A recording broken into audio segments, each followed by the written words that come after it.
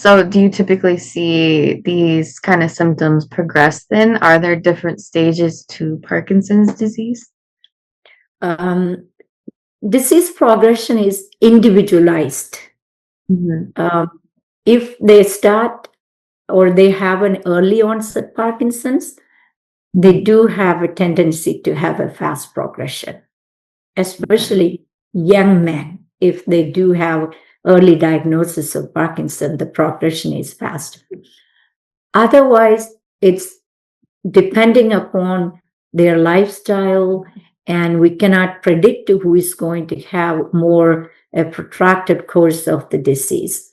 The stages they're typically 5 stages based on their activities of daily living. In stage 1 and 2, depending upon is it one side more affected than the other side, and their mobility, and do they use any assistive device to walk, and do they need any assistance? When it comes to that they need an assistive device and need assistance to walk, that is stage 5. Otherwise, based on the stage, do we decide the treatment? Not really. So this is just to assess the functional abilities, not much to do with the treatment decision. The treatment decision comes actually depending upon the symptom. If a patient comes with a minor tremor, it doesn't bother them. They're a right-handed person.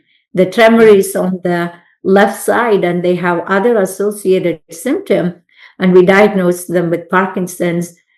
I give them the option whether they need to be started on the medication, because we do not have no cure for Parkinson's disease. We are providing the dopamine from outside, which is Parkinson's disease is degeneration of the dopamine producing cells in the midbrain, substantia nigra. So we provide the dopamine to smoothen out their symptoms. So there is no need to treat them if they do not have the symptoms affecting their quality of life or activities of daily living. When we start the treatment, you start a smaller dose to avoid any kind of future complications. We do have a lot of newer treatment options for Parkinson's disease. And also, when there is a concern about all the tremors are not Parkinson's disease, it could be essential tremor. It could be a Parkinsonism related to some antipsychotic medications. So when in doubt, you could do a scan called DaTscan. It's a nuclear scan. It actually assesses the dopamine pathway.